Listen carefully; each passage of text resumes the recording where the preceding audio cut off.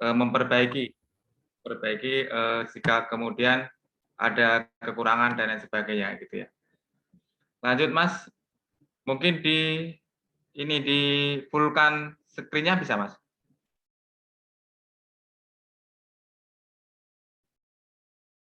Halo, apakah suara saya bisa didengar Mas? Bisa. Sebentar ya, saya fullkan. Kemudian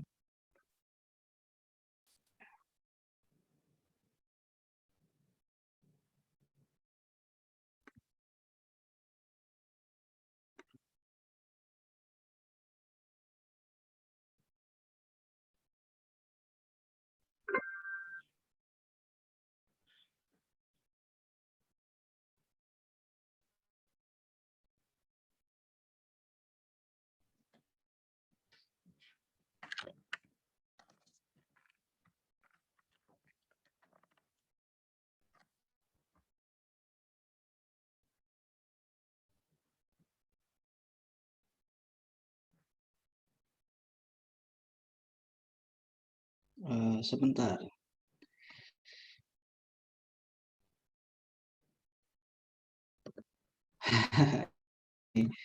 Masalah teknis sebentar ya.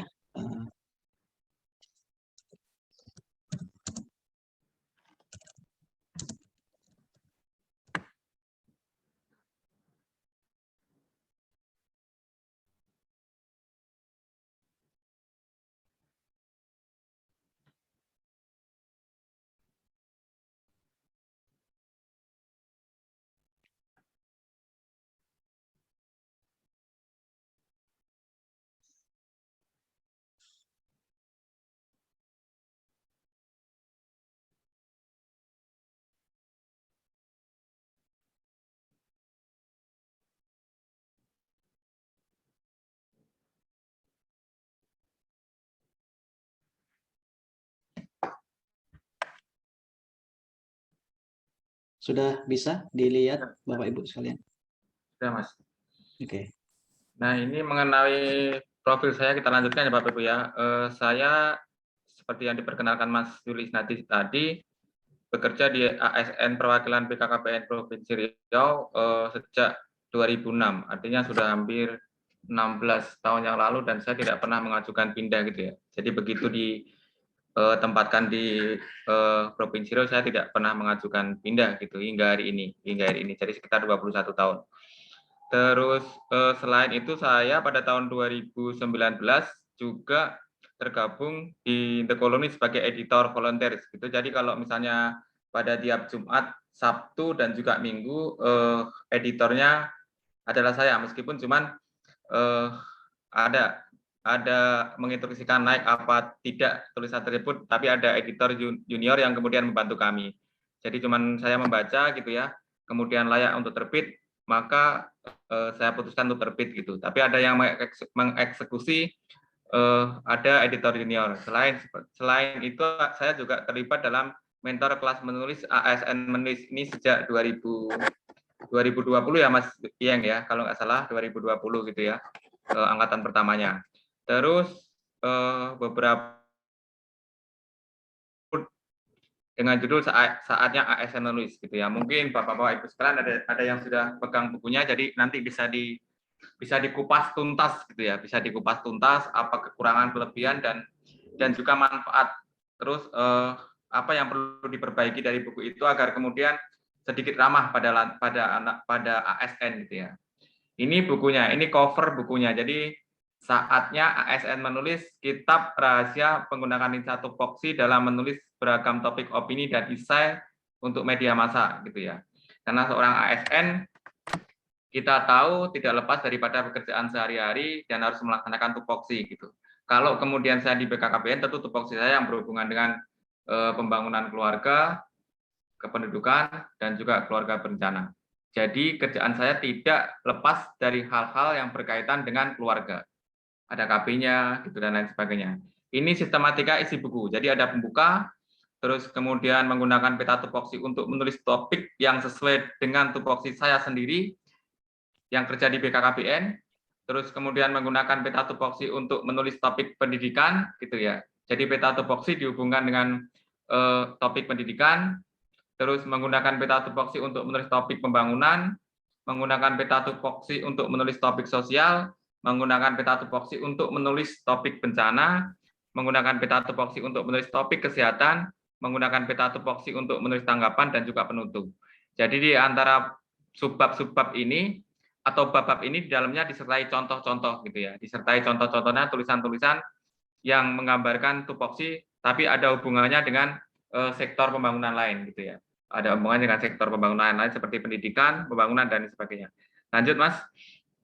Nah, di pembuka itu kami berbicara tentang tupoksi gitu ya. Apakah tupoksi itu membelenggu atau membebaskan gitu? Jawaban saya adalah membebaskan.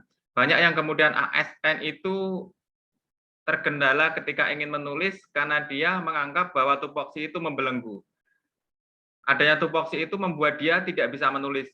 Tidak bisa menulis karena apa? Karena terbebani untuk mengerjakan tupoksi itu dari pagi hingga sore, misalnya seperti itu. Tapi bagi saya enggak, tupoksi itu membebaskan. Karena apa? Karena semakin saya tenggelam ke dalam pekerjaan saya, maka semakin bebas saya menulis tentang opini atau esai. Jadi saya bisa menghubungkan tupoksi saya itu dengan berbagai macam topik yang kemudian bisa saya tulis gitu. Jadi bukan membelenggu tetapi membebaskan. Semakin banyak pekerjaan yang saya selesaikan, maka semakin banyak ide yang kemudian bisa membantu saya untuk menulis esai atau opini tersebut. Di dalam pembuka ini juga kami mendefinisikan bahwa peta tupoksi itu adalah gambar secara detail segala hal yang harus dilaksanakan oleh seorang ASN di institusi tempat ia bekerja. Jadi mungkin satu-satunya buku ya yang kemudian menyodorkan cara menulis esai dan opini bagi seorang ASN yang menggunakan peta tupoksi mungkin baru satu-satunya gitu. Maksudnya baru satu-satunya yang terbit di Indonesia yang menggunakan peta tupoksi ini untuk mempermudah apa? Untuk mempermudah atau membantu kita sebagai alat pembebas tadi. Alat pembebas tadi biar kita tidak merasa terbebani gitu. Biar kita tidak merasa terbelenggu tetapi justru kemudian membebaskan kita untuk menulis.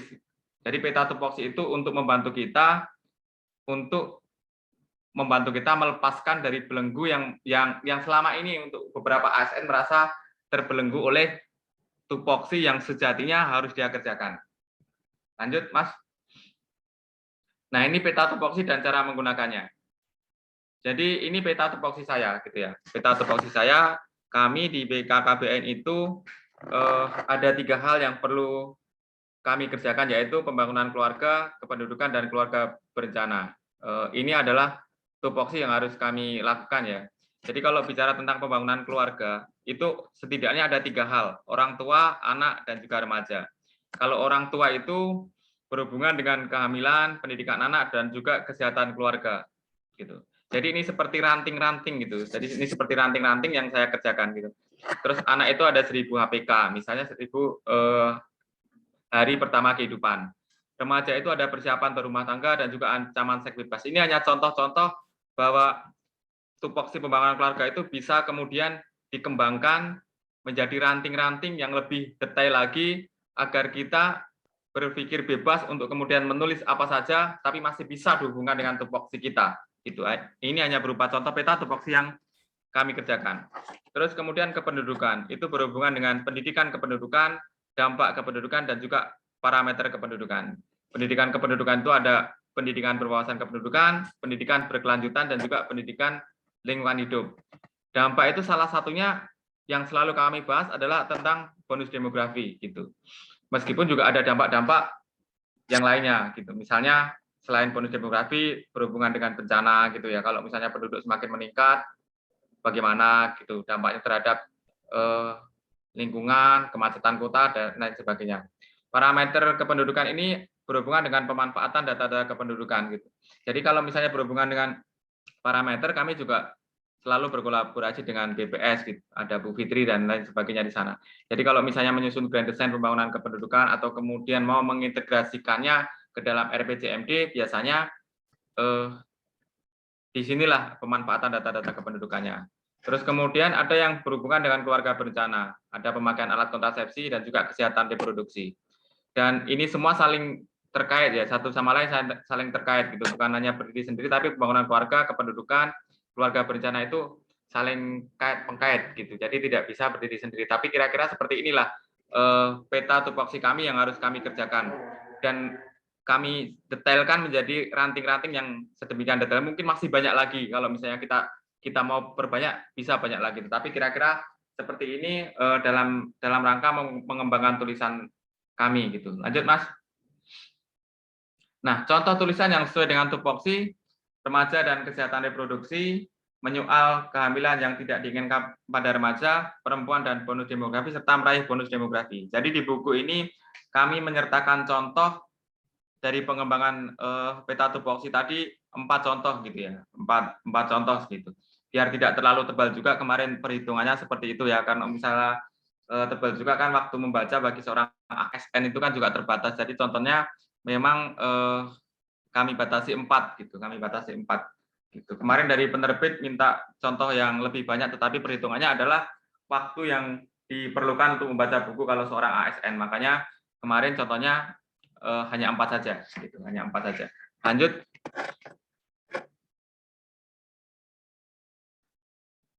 Nah, ini contoh peta tupoksi tulisan remaja dan kesehatan reproduksi. Gitu. Jadi bangga kencana atau pembangunan keluarga, kependudukan dan keluarga berencana itu kalau menulis tentang remaja dan kesehatan reproduksi bisa masuk ke ranah pembangunan keluarga atau kependudukan. Jadi yang hijau-hijau itu adalah peta yang kemudian kita kaitkan dengan remaja dan kesehatan reproduksi. Jadi bisa membahas tentang remaja yaitu ancaman seks bebas gitu ya, dan kemudian pendidikan kependudukan yaitu pendidikan perluasan kependudukan. Sebetulnya bisa juga kepada keluarga berencana yang pada poin kesehatan reproduksi. Tetapi di sini kami kaitkan pada 2 hal, pembangunan keluarga dan juga kependudukan. Jadi remaja dan kesehatan reproduksi ini bercerita tentang seorang perempuan yang ditipu pacarnya gitu ya, karena dia di apa namanya sel darah putih gitu, diceritain bahwa si laki-laki ini memiliki penyakit sel darah putih gitu ya, dan untuk mengobatinya katanya harus melakukan hubungan seks gitu. Padahal yang dimaksud sel darah putih itu adalah sperma gitu, adalah sperma. Jadi ada waktu itu cerita tentang viral gitu ya, bahwa ada seorang remaja perempuan yang ditipu pacarnya karena hal itu gitu. Jadi remaja perempuan ini tanya ke dokter kalau nggak salah gitu, tanya ke dokter terus kemudian menjadi viral, dan kemudian kami menulis ini. Jadi bisa dihubungkan kemana-mana gitu ya. Jadi ranting-rantingnya seperti itu. Lanjut, Mas.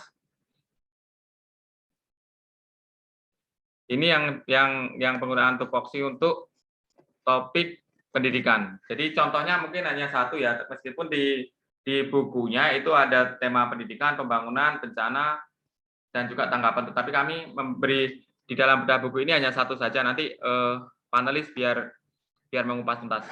Nah, ini contoh tulisan menggunakan peta tupoksi untuk menulis topik pendidikan itu adalah belajar di rumah, hidden kurikulum dan pendidikan budi pekerti siswa, refleksi perlindungan anak tahun 2019, tahun bulan dunia perlindungan, menepis stigma pendidikan tinggi bagi perempuan. Nah, bagaimana cara menggunakan tupoksinya? Peta tupoksi tersebut, mungkin lanjut, Mas. Nah, ini.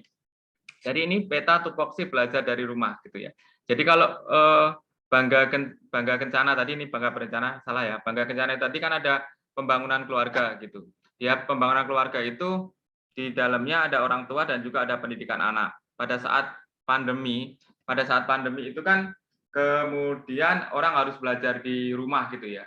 Orang harus belajar di rumah gitu. Dan di situ ternyata ada persoalan yang kompleks gitu, persoalan yang kompleks. Saya cuma ingin menegaskan bahwa menulis itu bukan hanya berdasarkan tupoksi kita, tetapi kemudian bisa dihubungkan antara tupoksi yang kita lakukan sehari-hari dengan tema-tema yang sebetulnya di luar tupoksi kita. Kayak pendidikan seperti ini kan kelihatannya bukan merupakan tupoksi BKKBN ya, pembangunan keluarga, tetapi ternyata bisa kita kerjakan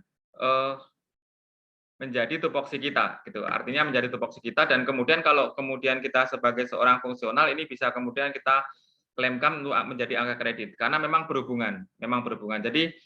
Jadi tupoksi kita itu tidak membelenggu tetapi membebaskan kita untuk menulis berbagai macam topik di media gitu. Jadi seperti tema tadi belajar dari rumah itu kan kelihatannya ini hanya milik milik tupoksi milik pendidikan gitu ya, atau pendidikan luar sekolah gitu. Tetapi ternyata ini bukan hanya tupoksinya milik pendidikan, tetapi bisa kaitkan dengan tupoksi kita. Demikian juga dengan tupoksi-tupoksi atau tema-tema yang lainnya gitu. Lanjut, Mas. Nah, sebagai penutup bahwa peta tupoksi yang kami contohkan di atas merupakan peta tupoksi Bangga Kencana, pembangunan keluarga, kependudukan, dan keluarga berencana miliknya BKKBN di mana saya bekerja di dalamnya. Namun demikian membuat peta tupoksi bisa disesuaikan dengan tupoksi di masing-masing ASN tersebut bekerja. Jadi bukan hanya kemudian maksudnya di dalam buku ini kami hanya mencontohkan peta tupoksi kami yang memang kami mengerjakannya sehari-hari. Tetapi untuk ASN di luar BKKBN sebetulnya bisa mengaplikasikan dengan mencontoh peta tupoksi ini gitu. Jadi misalnya seperti di BPS itu ada apa saja dibuat ranting-rantingnya gitu ya, biar dia tidak nulis tidak hanya sekedar data saja gitu, tetapi bisa dihubung-hubungkan dengan sesuatu yang seksi, sesuatu yang lagi viral di media gitu, dan itu bisa kemudian dihubungkan dengan tupoksi kita. Gitu. Lanjut, Mas. Nah, terima kasih dan selamat mencoba menulis dengan menggunakan peta tupoksi yang ada di dalam buku saya gitu. Jadi mungkin seperti itu. Rasanya juga saya akhiri saja. Wabillahi taufiq wal hidayah. Wassalamualaikum warahmatullahi wabarakatuh. Waalaikumsalam warahmatullahi wabarakatuh. Terima kasih Pak Supriyadi. Jadi esensinya buku ini adalah ingin berusaha membebaskan ASN itu ketika menulis. Jadi selama ini tupoksi itu seringkali menjadi persoalan. Yang pertama, saya banyak mengerjakan tupoksi sehingga tidak sempat untuk menulis, atau tupoksi saya seperti ini sehingga saya tidak bisa menulis isu yang lainnya. Saya ingat betul pada tahun 2019, akhir 2019, waktu itu saya masih dipercaya menjadi pemimpin redaksi The Columnist. Tiba-tiba sebuah tulisan dari Supriyadi masuk mengenai demonstrasi besar RUU KPK dan teman-temannya itu. Saya sebagai pemimpin redaksi bertanya-tanya, ini ASN apa sudah putus surat takutnya ini? Tapi ketika saya membaca, itu menarik sekali. Yang dibahas bukan isu politik ya, tapi isu remajanya. Dan dari buku ini saya semakin jelas melihat benang merahnya, bahwasannya semua topik itu bisa dibahas dengan cara menggunakan tupoksi yang dimiliki. Jadi metodenya adalah membuat peta tupoksi dari masing-masing ASN dan kemudian mencoba untuk membaca realitas apapun itu melalui peta tupoksi. Itu ide besar dari buku Saatnya ASN Menulis yang ditulis oleh Supriyadi. Tapi baiklah, kita sekarang akan melihat dan mendengar bagaimana komentar dan penilaian dari publik yang diwakili oleh dua panelis kita pagi ini. Yang pertama Pak Eri, yang juga ASN dan seorang guru di Kota Batu Malang. Untuk mempersingkat waktu, kami persilakan Pak Eri untuk mengulik dan menggelitik buku Saatnya ASN Menulis ini. Silakan Pak. Baik, terima kasih Mas Yeng. Assalamualaikum warahmatullahi wabarakatuh. Salam sejahtera untuk kita semua. Yang saya hormati Mas Yeng, Pak Supriyadi, Bu Fitri, serta Bapak Ibu ASN di seluruh Indonesia. Pertama saya ingin menyampaikan sebenarnya saya ini nervous karena sudah lama sekali tidak melakukan kegiatan seperti ini. Hampir 8 tahun Mas Yeng saya tidak melaksanakan bedah buku ini pasca lulus dari aktivis dulu ini. Kemudian ya jujur lama sekali, makanya saya agak nervous ini. Waduh. Tapi ya saya terima kasih sudah dikasih kepercayaan untuk mengulik atau menggelitik Pak Supriyadi ini, yang saya juga pada akhirnya harus terinspirasi dari buku ini. Saya ucapkan selamat Pak Supri karena sudah berhasil menerbitkan sebuah buku yang saya kira sangat luar biasa ini, sangat luar biasa, memberikan gagasan atau merangsang ASN untuk menulis begitu. Ini yang saya masih belum menemukan sebenarnya buku tentang bagaimana birokrat ini menulis, apalagi ada beberapa hal yang menarik yang ada di dalam buku ini begitu. Kemarin saya kalau nggak salah sempat ngirim PPT juga ini Mas Yeng. Iya, oke. Iya. karena kemarin malam ini di WA Pak Supri Oke. akhirnya saya bikin dan saya Iya. ini kirim. Barangkali bisa ditampilkan, sederhana Oke. saja sih sebenarnya karena Pak Supri ini sudah membuat peta tupoksi, saya juga akhirnya harus sama ini, main mapping ini juga ini harus saya Oke. sampaikan terkait dengan bedah buku ini. Oke, Tapi sebentar kami siapkan sebentar ya. ya, Dilanjut aja. tapi dari gambaran buku ini saya sudah menganggap sebetulnya memang belum tahu betul background-nya Pak Supriyadi seperti apa. Tapi ketika membaca ini kayaknya kalau dari UGM saja murni kayaknya nggak mungkin. Ternyata memang betul sama-sama dengan saya background-nya sebenarnya ada pendidiknya juga kayaknya karena dari UNJ gitu Pak ya. Bahasanya ini kayaknya kelihatan bahasa guru begitu. Apalagi tupoksi ini kalau di kami itu sebenarnya kan peta konsep bagaimana mengantarkan anak-anak untuk menuju ke pembelajaran intinya itu, untuk memudahkan anak-anak untuk belajar materi atau apa namanya kegiatan yang lain itu. Saya mulai dari sampulnya dulu. Sampulnya Pak Supri ini menarik sekali, elegan dan mendalam. Warna hitam ini kan simbol ilmu pengetahuan bagi saya, dan saya juga ikut dalam pemilihan itu, hampir kalah dengan warna oranye, akhirnya menang juga warna hitam itu ya. Jadi sangat elegan sekali, mendalam sekali warna itu bagi saya gitu. Kemudian secara umum yang saya senang dari buku ini adalah diksi bukunya. Banyak buku-buku tentang kiat-kiat menulis artikel dan lain sebagainya itu, tapi tidak kemudian seindah atau sepopuler bahasanya dari Pak Supri ini. Oke, nah ini sebelumnya ingin saya sampaikan bahwa ini ada dari Budi Dharma ini bahwa penulis itu adalah seorang rapsodis gitu ya. Katanya Budi Dharma adalah seorang yang memiliki pemikiran cemerlang dan mampu mengungkapkannya secara cemerlang pula. Ini sudah dilakukan sebenarnya oleh Pak Supriyadi dengan idenya yang cemerlang kemudian disampaikan ke dalam buku yang begitu baik sehingga saya bacanya 2 kali pun secara cepat begitu. Karena memang bahasanya bukan bahasa-bahasa yang akademik yang jelimet dan butuh berpikir lagi ketika membaca, tapi ini adalah bahasa-bahasa populer buku ini. Dan ini memudahkan saya, ASN termasuk guru dalam membaca buku ini ke depan. Lanjut Mas Yeng. Nah ini, secara umum, nah saya ulangi lagi bahwa diksi buku itu sangat baik disesuaikan dengan bahasa ilmiah populer. Kayaknya memang masuknya memang untuk ke bagaimana caranya membuat isi maupun opini begitu, sehingga dengan contoh-contoh itu kemudian dikasih prolog yang bagus itu, sehingga akan berpikir gitu. Kami akan berpikir, oh ternyata seperti ini, oh ternyata seperti ini. Nah ini yang menjadi masukan secara umum. Kemudian positioning buku ini di mana? Yang pertama adalah sasaran pembacanya. Sasaran pembacanya memang ASN.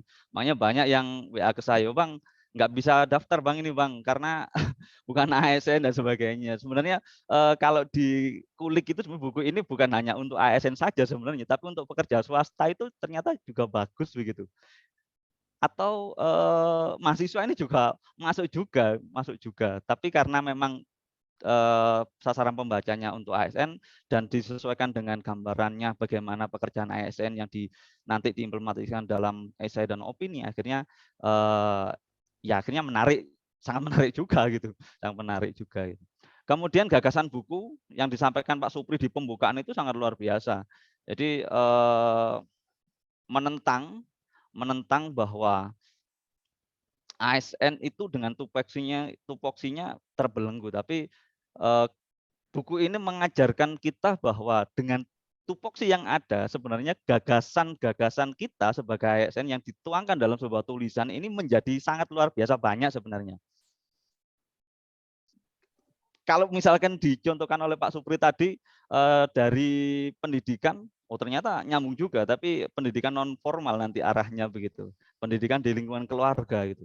Dan itu bagi saya, oh ini sampai bisa ke situ ya, karena saya memang jujur terbelenggu, jujur saya merasa terbelenggu ketika pasca jadi aktivis yang tulisan saya itu selalu kritis terhadap pemerintahan, sekarang saya harus menulis menyesuaikan dengan tupoksi saya. Mau tidak mau terbelenggu di situ, tapi bukan tidak mungkin dengan cara dengan cara-cara yang bahasa yang halus, mungkin juga bisa yang lain. Karena awal tahun 2020, awal pandemi PSBB itu saya juga menulis dan kebetulan dimuat di Detik juga, tapi isinya adalah tentang kerentanan sosial, menekan kerentanan sosial terhadap pandemi.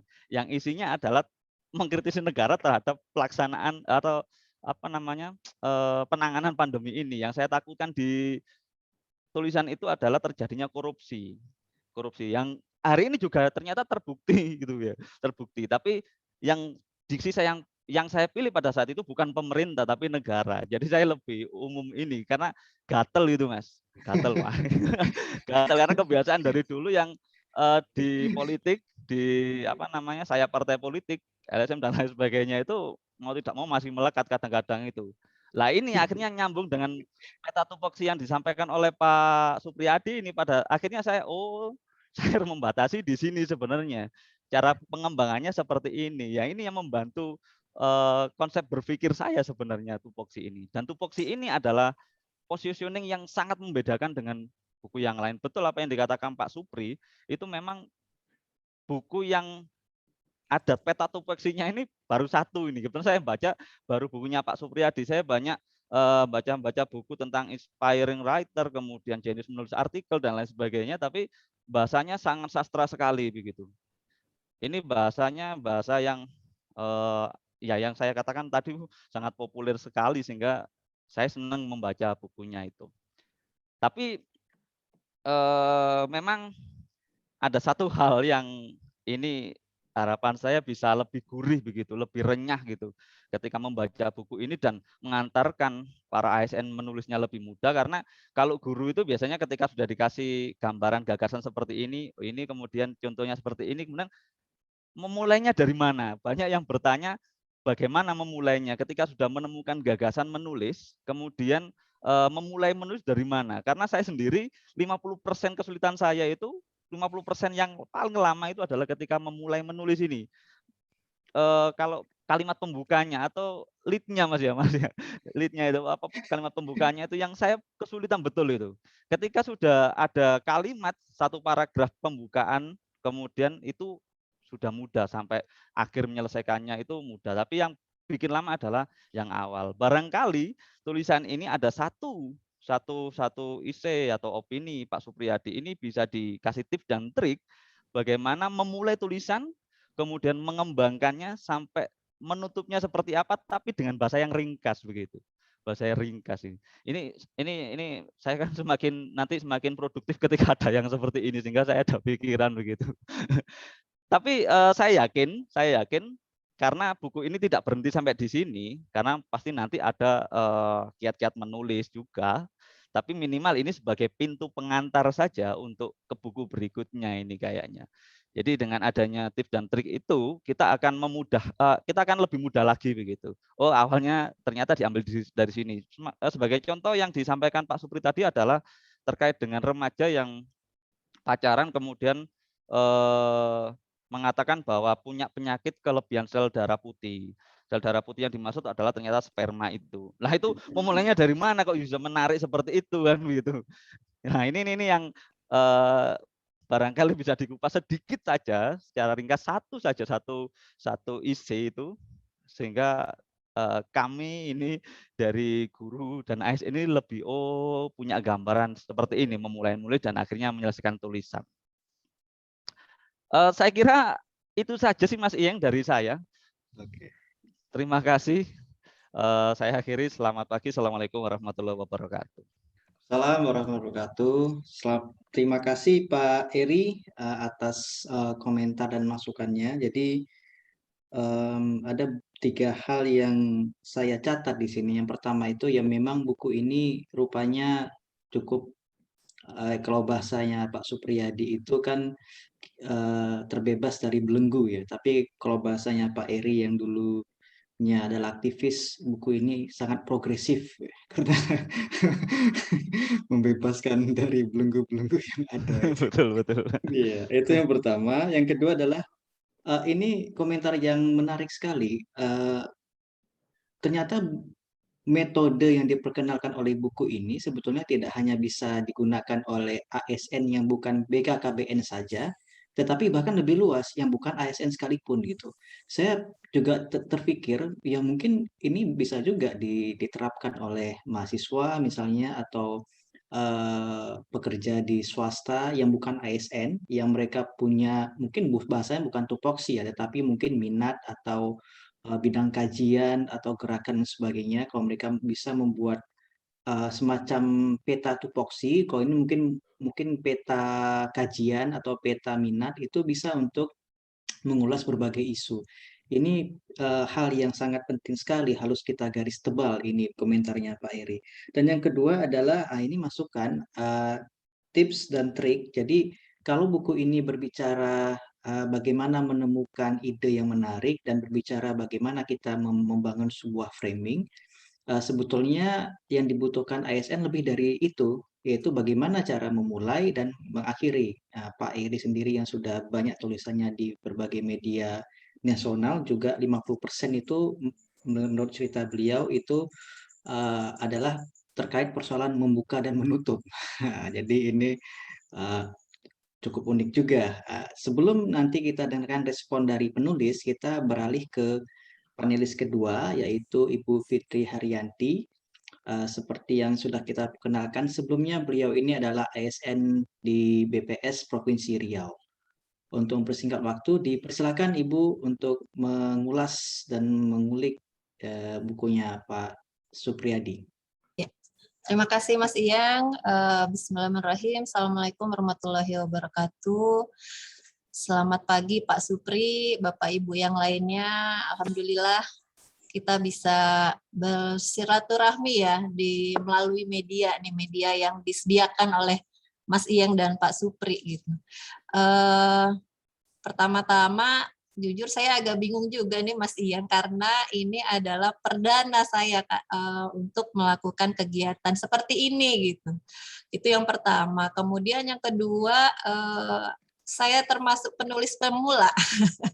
Penulis pemula yang belajarnya ya dari Pak Supri gitu. Kalau Pak Eri tadi kan setelah sekian lama vakum, ini baru dimulai lagi gitu. Tapi kalau saya ini benar-benar perdana nih Pak Eri gitu. Jadi kalau dibilang grogi, saya lebih grogi lagi gitu kan karena memang bingung juga seperti apa gitu. Jadi mohon maaf kalau sekiranya apa yang akan disampaikan kurang sesuai atau kurang kurang pas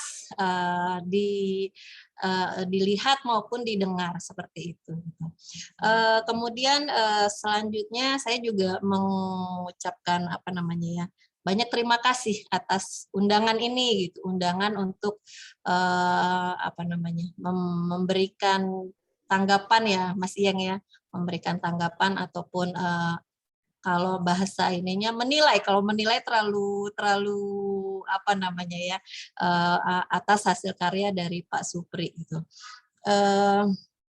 Mungkin kalau diizinkan saya boleh melakukan share screen sendiri, Mas Iyang. Oke. Sekedar mengantisipasi tadi ya. Silakan Ibu. Iya, oke. Nah ini dia.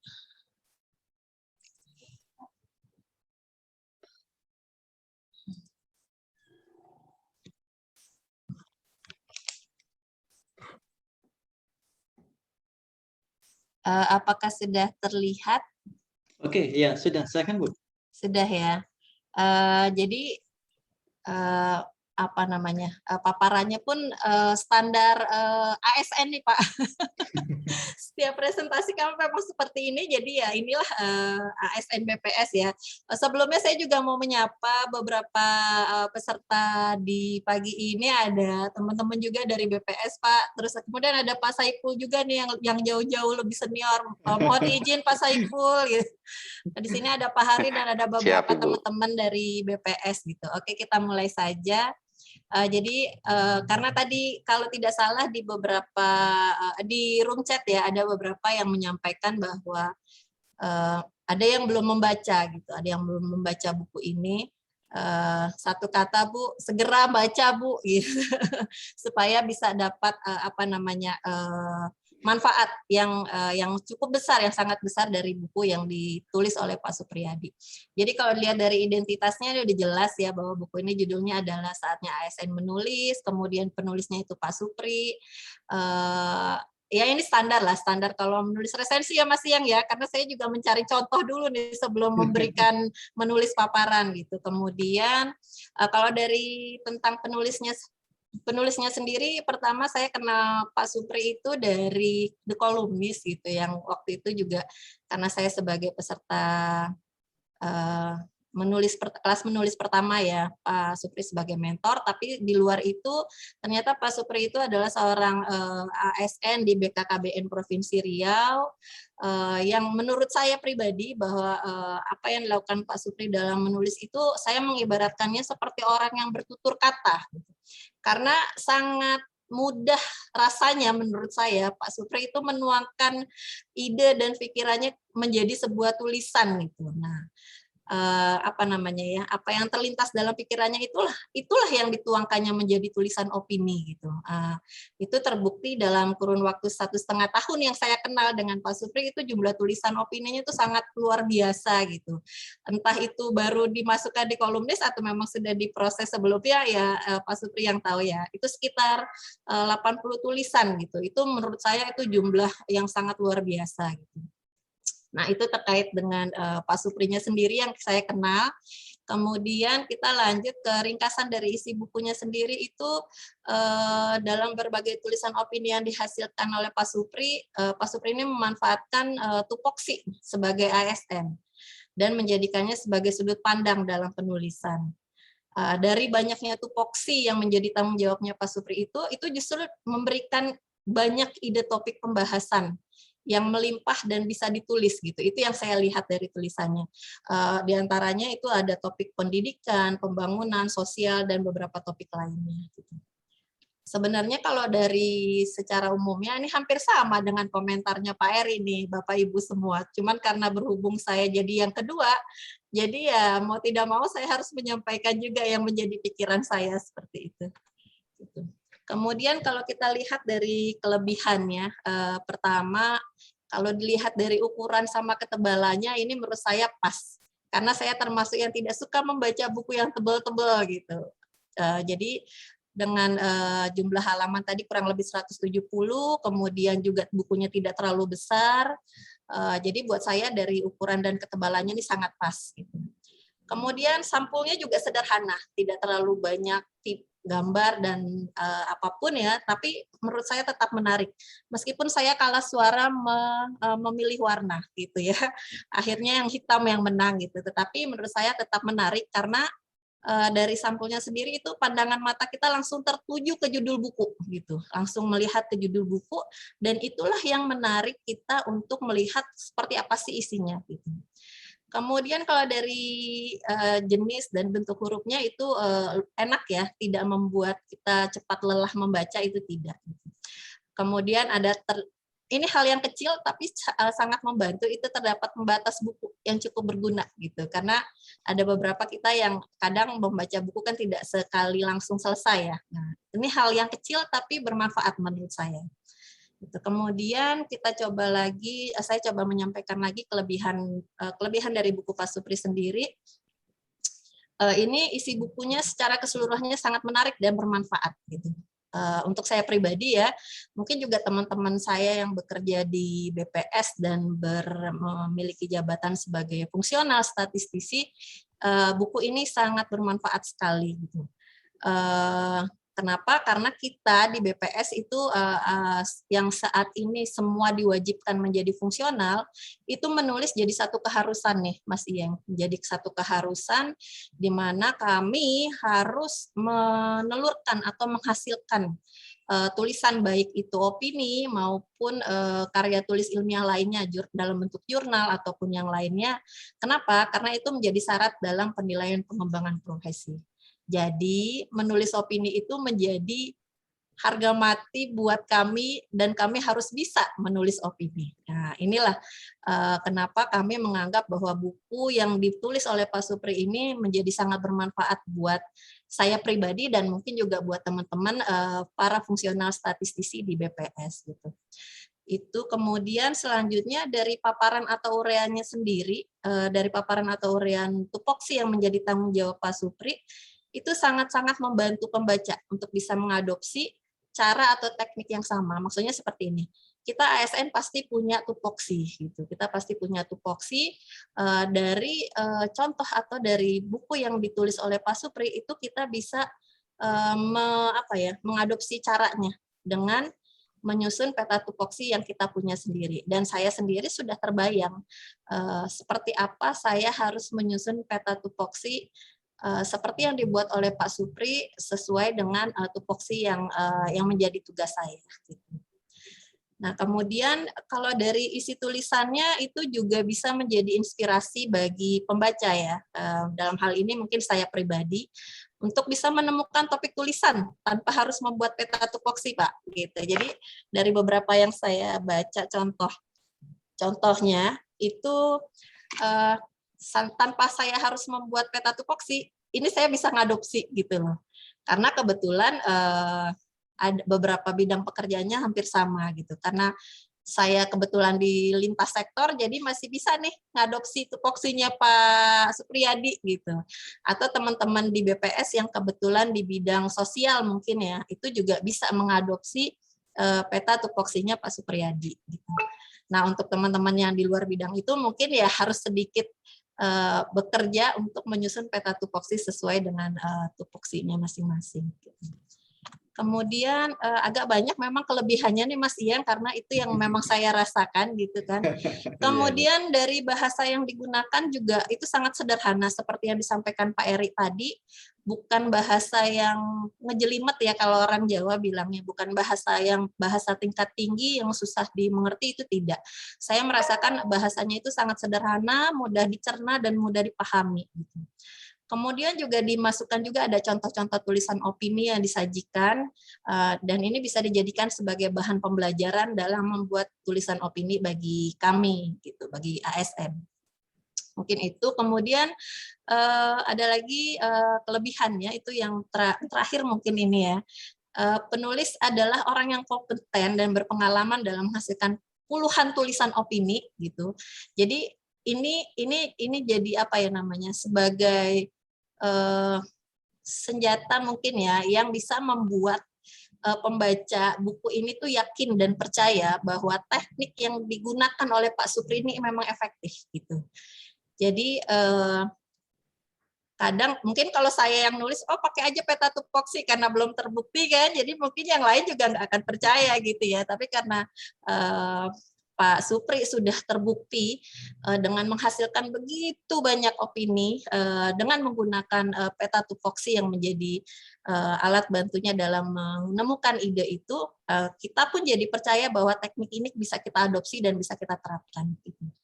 Nah itu kemudian sebenarnya saya nggak menemukan gitu kan kekurangannya, tapi kalau hanya kelebihannya aja nanti disangkanya lebay kan Mas Ian ya. Jadi saya carilah apa kira-kira ya yang sedikit minusnya, dan ternyata saya menemukan juga mungkin ini sama juga seperti yang disampaikan Pak Eri ya. Jadi pada saat saya membaca buku ini ya, dari judul bukunya itu saya mempunyai ekspektasi yang cukup tinggi nih. Dengan harapan setelah selesai membaca itu bisa langsung membuat tulisan opini gitu. Nah, tetapi hal ini sulit terwujud karena dalam buku hanya menyampaikan bagaimana menyusun peta tupoksinya saja gitu, dan menjadikannya topik penulisan. Jadi maksudnya gini, pada saat saya membaca ini, awalnya saya berpikir saya bisa menjadi seorang penulis gitu, tetapi ternyata yang disampaikan oleh buku ini hanya bagaimana membuat peta tupoksi dan menemukan ide dari topik tulisan saja gitu.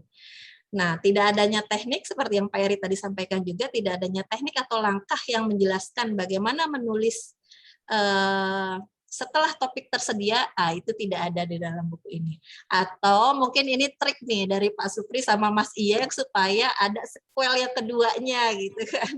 Mungkin bisa jadi, atau mungkin ini jadi apa ya, usulan gitu, usulan bahwa di saatnya ASN menulis kedua itu menuliskan tentang tips dan triks menulis opini setelah mendapatkan ide tulisan dari peta tupoksi. Nah, seperti itu. Nah, jadi dari yang tadi saya sampaikan panjang lebar itu kesimpulannya adalah terlepas dari adanya sedikit banget ketidaksempurnaan, tapi harus kita akui bahwa sebagai karya pertama, kalau nggak salah Pak Supri, mohon maaf kalau salah, ini merupakan karya yang bermanfaat bagi saya pribadi dan mungkin pada para pembaca pada umumnya, serta ASN khususnya nih gitu. Karena melalui peta tupoksi yang disusun dan bagaimana mengangkat menjadi topik penulisan itu menjadi panduan bagi ASN di seluruh Indonesia untuk mulai menulis opini gitu. Kita juga berharap, saya pribadi berharap ada karya berikutnya yang juga dapat memberikan pencerahan dalam membuat tulisan opini. Mungkin itu aja Mas Iyeng dan Pak Supri, lebih kurangnya mohon maaf. Assalamualaikum warahmatullahi wabarakatuh. Assalamualaikum warahmatullahi wabarakatuh. Assalamualaikum warahmatullahi wabarakatuh. Terima kasih Ibu Fitri atas ulasannya. Jadi beliau juga mengupas cukup detail dari cover, desain buku, kemudian pemilihan font buku, dan teknik penulisan, ya, pengartikulasian yang renyah, dan juga background si penulis yang telah menulis beberapa puluh dan mungkin sekarang angkanya sudah sampai lebih dari 130 tulisan. Dan itu membuat buku itu menjadi legitimate untuk dibaca. Dan komentar beliau, masukannya adalah sama seperti Pak Eri, barangkali akan menarik jika ada ditambahkan bagaimana yang harus dilakukan oleh seorang penulis ketika sudah menemukan ide yang menarik, kemudian framingnya sudah juga sesuai dengan peta tupoksi. Intinya teknik penulisan dan langkah-langkah menulis itu yang belum ditemukan di buku ini. Nah, sebelum kita mempersilakan Pak Supriyadi untuk merespon masukan-masukan, komentar-komentar dari dua panelis, saya pribadi ingin menginformasikan yang pertama adalah setelah ini kita akan buka sesi tanya jawab bagi peserta. Jadi peserta yang hadir di sini silakan untuk memberikan pertanyaan, komentar, dan ulasan. Mungkin yang sudah membaca buku bisa mengklarifikasi beberapa statement, paragraf, atau chapter yang mungkin agak blur, belum sepenuhnya ditangkap, atau memberikan masukan. Sedangkan yang belum membeli buku, barangkali mungkin bisa bertanya lebih mendalam mengenai peta tupoksi tadi, bagaimana cara membuatnya, dan sebagainya. Dan terakhir ada informasi mengenai diskon 15% selama pembelian buku selama acara ini dilaksanakan. Oke, baik Pak Supriyadi, tadi ada banyak komentar dari kedua panelis. Saya kira sudah dicatat dan sudah disiapkan respon terbaik kepada kedua panelis dan bagi kita semua yang menyaksikan acara ini. Dipersilahkan 5 menit saja untuk memberikan respon dari dua panelis tersebut. Terima kasih Mas Iyeng. Terima kasih Pak Eri dan juga Bu Fitri atas masukan-masukannya gitu ya. Tadi memang kekurangannya saja yang kami bahas. Kekurangannya tadi tidak dijelaskan mengenai teknik cara membuka tulisan gitu ya kira-kira, atau langkah-langkah membuat tulisan. Jadi di situ hanya ketemu topik kemudian dihubungkan dengan tupoksi gitu ya. Sebetulnya sih kami terima kasih ditemukan kekurangan seperti itu, mungkin akan kami perbaiki pada edisi revisi gitu. Edisi revisi kalau memungkinkan di revisi buku itu. Tetapi kalau enggak, sebetulnya kami juga sudah, insya Allah juga sudah mencoba untuk menerbitkan buku kedua kami yang berisi tentang teknik menulis ini secara lengkap gitu. Jadi mungkin kalau yang ini kan bukan hanya untuk khusus ASN gitu ya. Jadi kalau misalnya teknik menulis dari awal membuka kemudian mengembangkan gitu ya, ide ini berdasarkan pengalaman atau berdasarkan teori dan lain sebagainya, mungkin bisa digunakan untuk yang selain ASN gitu. Jadi ada dua opsi yang kemudian kami tawarkan kepada penerbit gitu. Kalau kemudian mau menerbitkan buku berikutnya, berarti revisi dari buku saya ini atau kemudian membuat buku baru, gitu. Membuat buku baru yang khusus membahas mengenai teknik atau langkah-langkah atau teknik menulis opini dan isi di media massa. Jadi mungkin seperti itu Mas jawabannya gitu. Tadi kalau nanti penerbit kolumnis mengizinkan direvisi, kita terbitkan yang revisi yang lengkap satu contoh gitu ya, atau suplemen di belakangnya itu gitu. Tapi kalau memungkinkan lagi, mungkin kita terbitkan yang sekalian saja gitu. Karena kan kalau misalnya jadi ada nanti misalnya ketebalannya sama dan lain sebagainya kan jadi tebel tuh nanti. Kan nggak enak juga kalau tebel, katanya kan ASN ini kan agak-agak sedikit apa ya, nggak rajin baca gitu loh, nggak rajin baca gitu. Jarang ASN yang rajin baca, tapi kalau bekerja dia rajin gitu. Apalagi kalau ada anggarannya gitu ya. Kalau ada anggarannya kan cepet habis gitu. Dia langsung gerak. Tapi kalau untuk baca literasi itu apa ya? Kelemahan literasi di Indonesia itu bukan hanya pada masyarakat biasa, tapi pada ASN-nya sendiri juga malas baca, Mas. Jadi buku itu dibuat kecil untuk satu tupoksi saja yang kemudian dikupas, tapi untuk yang teknik lain apakah nanti kita revisi atau kemudian terbit buku yang lain gitu. Makasih Mas, itu aja Mas gitu. Oke, baik, terima kasih. Jadi ada dua opsi, kita merevisi buku itu dengan konsekuensi akan tebal, atau kita menerbitkan buku yang kedua yang terdiri dari berbagai macam teknik penulisan yang sebenarnya kalau sedikit memberi bocoran, draft buku keduanya Pak Supriyadi ini sudah selesai Bapak Ibu sekalian mengenai teknik penulisan. Jadi bagaimana membuka, isi, dan menutup sebetulnya. Dan ini beliau lagi menimbang-nimbang, lagi berpikir beberapa hari, minggu, dan bahkan mungkin bulan untuk memperbaiki isinya. Tapi terima kasih masukan Bapak Ibu sekalian dari para panelis.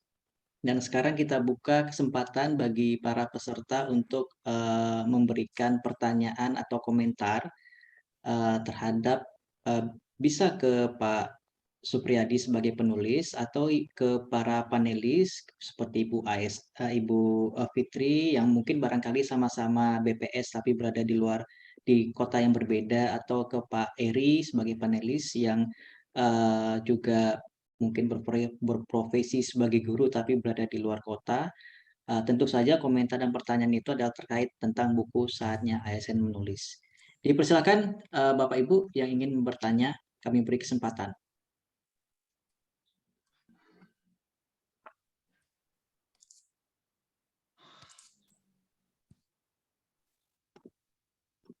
Halo, Assalamualaikum. Izin Pak?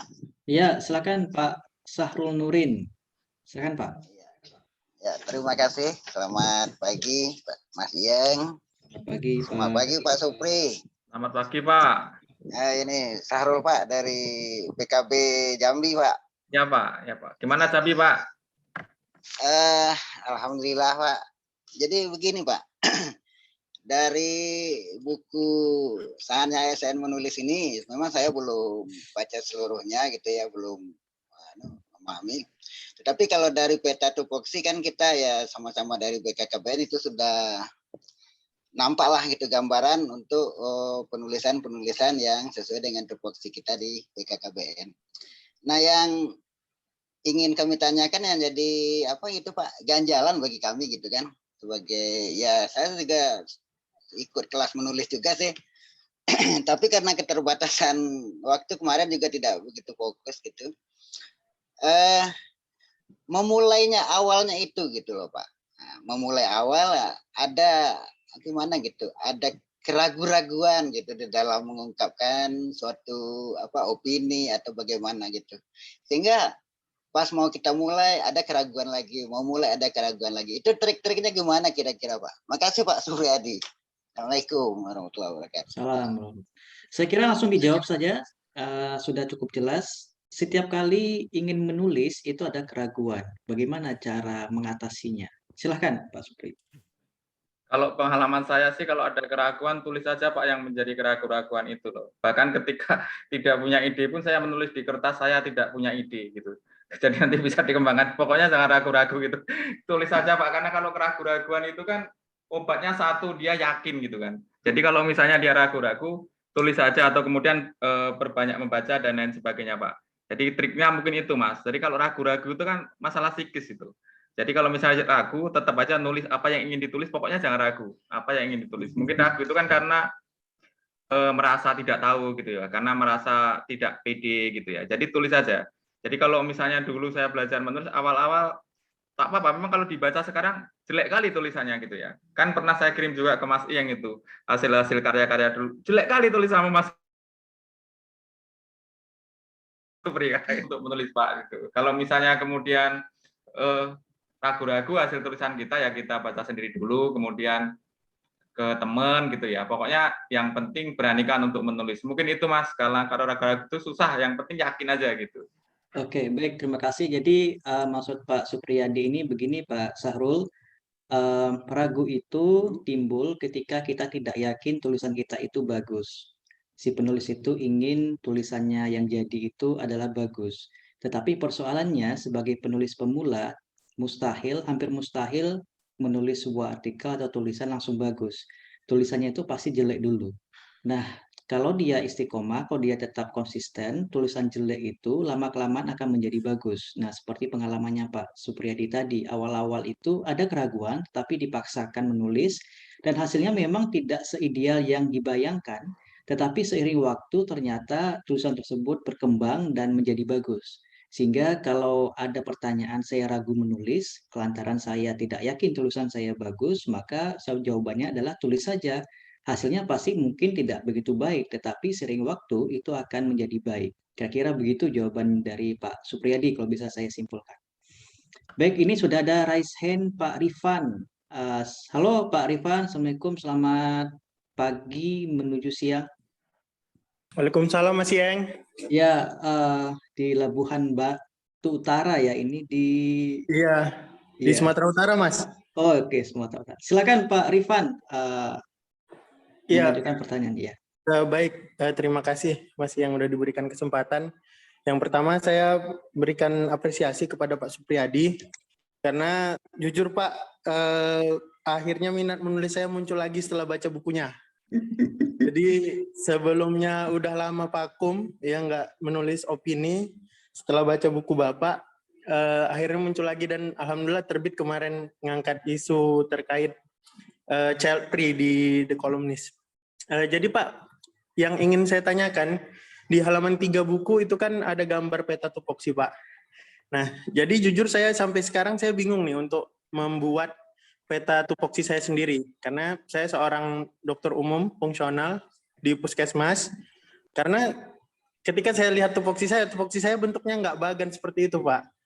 Ya, jadi saya penasaran juga nih apa memang yang di BKKBN peta tupoksinya itu bentuknya bagan atau memang sudah Pak Supriyadi ringkas gitu menjadi bagan. Oh ini seperti ini seperti ini.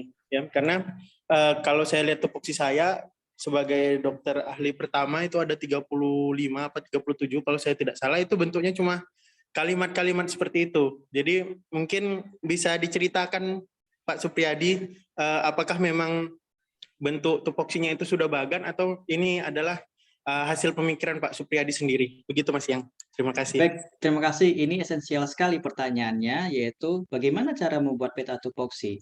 Dan jujur saya sebagai penyunting ketika proses penulisan buku ini juga lama memakan waktu berdiskusi dengan Pak Supriyadi. Kira-kira saya bertanya, ini peta tupoksimu seperti apa? Dan tiba-tiba saja Pak Supriyadi itu mengirimkan peta tupoksi beliau itu. Jadi saya juga tertarik bagaimana caranya si penulis ini membangun peta tupoksinya yang saya sebagai penyunting juga belum tahu bagaimana teknisnya gitu. Jadi ini cukup menarik. Silakan Pak Supriyadi. Terima kasih Pak Dokter gitu ya. Saya suka baca tulisan-tulisannya gitu. Karena sering juga beliau merendah Mas. Sebenarnya tulisannya banyak itu. Kalau nggak salah ada di Tempo, ada di Detik juga itu Pak Dokter itu. Jadi kalau kemudian peta tupoksi ini memang saya kembangkan sebelum saya menjadi fungsional gitu loh. Jadi ya kalau sebelumnya kan saya pernah menjabat eselon 3, eselon 4, peta tupoksi saya itu berkaitan dengan pembangunan keluarga, kependudukan dan keluarga berencana. Dan itu menjadi bagian besar dari tupoksi BKKBN gitu. Jadi memang benar bahwa peta tupoksi itu kalau misalnya dia sudah fungsional biasanya berdasarkan Permenpan ya, dibagi menjadi tugas pokok, terus kemudian pengembangan profesi, dan kemudian tambahan gitu ya. Tapi itu pun sebetulnya bisa dibuat peta, Mas. Misalnya dokter itu pasti ada yang berkaitan dengan pelayanan gitu, atau kemudian dengan KIE-nya gitu ya. Jadi kalau dia misalnya memberi pelayanan kepada masyarakat itu kan berarti bisa dikembangkan lagi ranting-rantingnya gitu ya. Dokter itu kan seorang dokter yang fungsinya bukan hanya memberi pelayanan mungkin, tapi juga konseling mungkin, atau komunikasi ke masyarakat mungkin, yang kemudian berhubungan dengan pekerjaannya gitu, yang berhubungan dengan jabatan fungsionalnya gitu ya. Kalau jabatan fungsional dokter umum pertama saya belum pernah baca, Mas, tetapi kira-kira dia pasti berhubungan dengan pelayanan gitu. Terus berhubungan dengan misalnya konseling gitu. Jadi misalnya ada orang yang datang mau berobat gitu ya, itu kan diberi konseling dulu gitu. Kan dari situ sebetulnya bisa kita kembangkan ranting-rantingnya gitu ya, ranting-rantingnya gitu. Nanti mungkin kita bisa sama-sama diskusi Pak Dokter untuk mengembangkan tulisan yang memang untuk fungsional gitu ya. Kalau yang ini kan sebetulnya semi gitu. Semi ketika kita berada di struktural itu memang ada tupoksi yang kemudian mengharuskan kita untuk melaksanakan seperti. Tapi sebetulnya bisa dikembangkan gitu ya. Bisa dikembangkan dari aturan-aturan Permenpan itu dimodifikasi dari kita baca satu-satu gitu ya. Ada berapa item di situ gitu. Ada berapa item dan kemudian kita tulis pokok-pokoknya dan kemudian ranting-rantingnya. Mungkin seperti itu, Mas, gitu. Oke, baik, terima kasih. Saya pribadi belum bisa menjelaskan karena ini mengekspand penjelasan dari Pak Supriyadi karena ini menyangkut teknis dari tupoksi yang saya belum belum punya pengalaman menyusun itu. Tapi intinya itu bisa dibangun menjadi cabang-cabang itu tadi. Cuma nanti kan pertanyaannya kita harus menentukan mana yang batang, mana yang akar, batang, cabang, dan ranting. Dan definisi masing-masing itu tentu harus jelas, batang itu apa, akar itu apa, ranting itu bagaimana, dan sebagainya. Dan saya kira mungkin nanti setelah acara ini selesai, Pak Rifan bisa berdiskusi dengan Pak Supriyadi lebih lanjut ya mengenai bagaimana menyusun peta tupoksi untuk dokter umum. Barangkali ada beberapa peraturan pemerintah seperti peraturan menteri juga yang bisa dilampirkan sehingga nanti diskusinya itu lebih jelas dan lebih terarah. Misalnya bunyinya seperti ini dan realitasnya adalah seperti ini. Kira-kira bagaimana peta tupoksi yang bisa kita susun supaya bisa dijadikan pegangan untuk mengulas berbagai macam peristiwa. Karena menurut buku yang ada, yaitu saatnya ASN menulis ketika peta tupoksi itu selesai, maka itu bisa menjadi semacam jimat ya, semacam pegangan untuk mengulas peristiwa apapun yang terjadi saat ini, mau politik, ekonomi, dan sebagainya. Sehingga memang esensinya adalah membuat peta tupoksi. Dan kira-kira begitu yang bisa saya simpulkan dari diskusi yang terakhir. Baik, kita buka termin yang kedua. Ada dua. Oh, Pak Ali Wardoyo sudah raise hand langsung. Halo Pak Ali, bagaimana kabarnya? Sehat Pak? Itu mic-nya belum dihidupkan Pak. Jadi belum terdengar suara Pak Ali oleh kami. Iya, sebentar. Barangkali bisa dibantu dihidupkan. Oke ya, oke. Silakan Pak Ali. Oke, selamat siang. Selamat siang, Pak Ali. Mas Yeng, Mas Supriyadi, Bu Fitri, pemantau yang lain yang mengikuti Job ini. Betul sekali, peta tupoksi itu seakan-akan menjadi sebuah pedoman menulis. Kebetulan background-nya sama dengan Pak Supri, saya penyuluh KB juga. Kalau andaikan memakai peta tupoksi untuk menulis dengan mengambil salah satu topik kan sudah menjadikan sebuah gambaran seperti yang disajikan pada belajar menulis tempo hari tentang model ikan atau kepala ikan kemarin. Persoalannya menurut saya teman-teman lapangan itu ibarat peta piramida. Peminat menulis itu hanya berapa persen dari yang ada.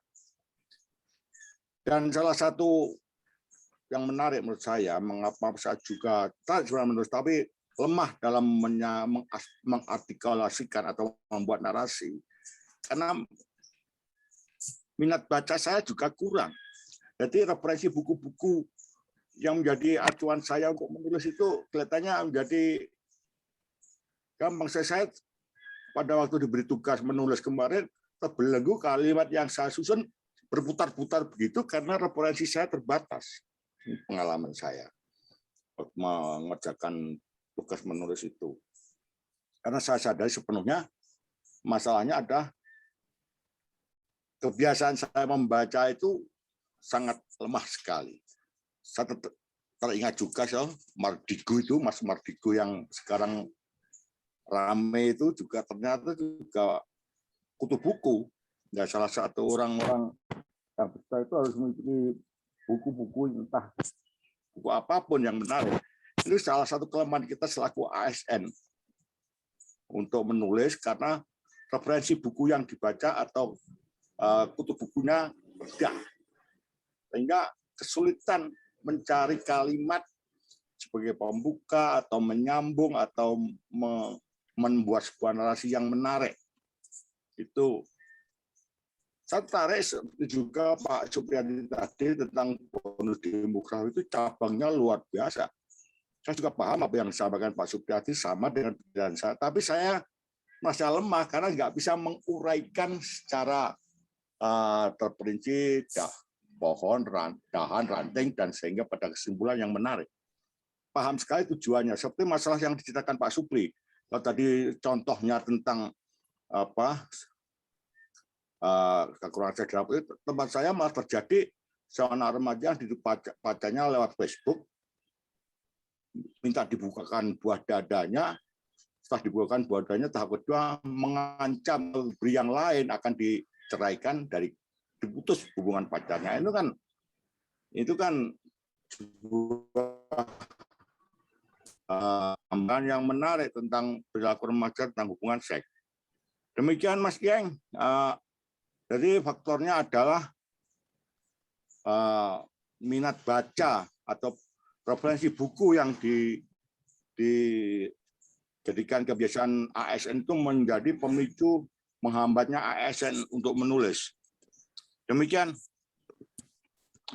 Baik, terima kasih Pak Ali. Ada dua hal yang disampaikan beliau, yaitu lemah dalam membaca dan mengartikulasikan gagasan. Kira-kira ini persoalannya, dan saya kira barangkali tidak hanya persoalan Pak Ali Wardoyo sendiri ya, juga banyak di antara kita yang merasakan hal yang sama. Dan Pak Supriyadi sebagai salah satu ASN yang produktif menulis tentunya telah selesai dengan dua persoalan ini. Kira-kira bagaimana solusinya atau tipsnya sehingga kita cukup kuat membaca dan mudah dalam mengartikulasikan gagasan? Ya, kalau kemudian minat kita membaca rendah, mungkin mengekspresikan tulisan juga agak susah, Mas. Intinya dia harus dirangsang kemudian untuk membaca terus-menerus gitu ya. Diusahakan untuk membaca terus-menerus gitu. Jadi kalau kemudian dulu waktu mungkin kalau minat baca kan belajar dari waktu sekolah dulu juga kan. Jadi kalau misalnya kita biasakan aja mulai hari ini belajar membaca 4 halaman saja gitu ya. Nanti kemudian kita targetkan mulai sebulan 1 buku selesai. Mungkin kalau seperti itu, mungkin lama-lama minat baca itu akan meningkat, Mas. Jadi sebetulnya membaca itu pertama bisa dipaksakan, lama-lama bisa menjadi hobi. Kalau kemudian kita sudah rajin membaca, itu akan membantu kita dalam rangka menulis gitu. Dalam rangka menulis mungkin bisa ditambahkan oleh panelis, Mas, karena ini pertanyaan kan umum gitu, seperti Mas Eri tadi kan mungkin awalnya bagaimana dia bisa menulis dan lain sebagainya. Kalau pengalaman saya seperti itu. Jadi kalau kemudian saya paksakan memang kemudian untuk misalnya kalau dulu nih 2 bulan sekali saya harus beli buku misalnya, dan itu harus dibaca, gitu. Atau kemudian tiap pagi saya harus membaca. Gitu.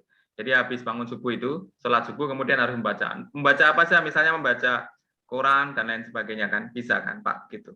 Atau mungkin memang kalau di Penyuluh ini kan tinggalnya di desa ya. Jadi mungkin koran-koran belum ada ya terpaksa lah misalnya harus kemudian beli buku lah kalau seperti itu. Tapi kalau misalnya di kota-kota kan sudah ada koran, sekarang ada apa namanya ada yang online itu kan bisa baca dari berita seperti itu. Mungkin seperti itu Pak. Gitu. Baik, Bisa ditambahkan Mas Yang?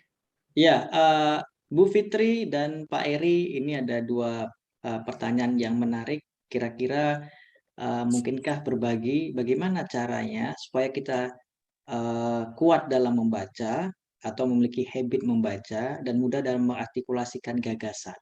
Nah, siapa dulu? Mungkin Pak Eri dulu nih yang sudah on videonya. Bagaimana Pak kira-kira tips dan triknya untuk dua masalah ini? Baik, terima kasih Pak Yang. Pak Aliwardoyo ini sebenarnya juga saya sebagai guru ini mengalami kesulitan juga untuk merangsang siswa kami untuk membaca. Sebenarnya adalah budaya membaca di kita itu memang mau tidak mau rendah. Kalau kita lihat survei dari PISA dan lain sebagainya tentang literasi, kita kan selalu urutan yang nggak terbawa lah, minimal 2 terbawah gitu.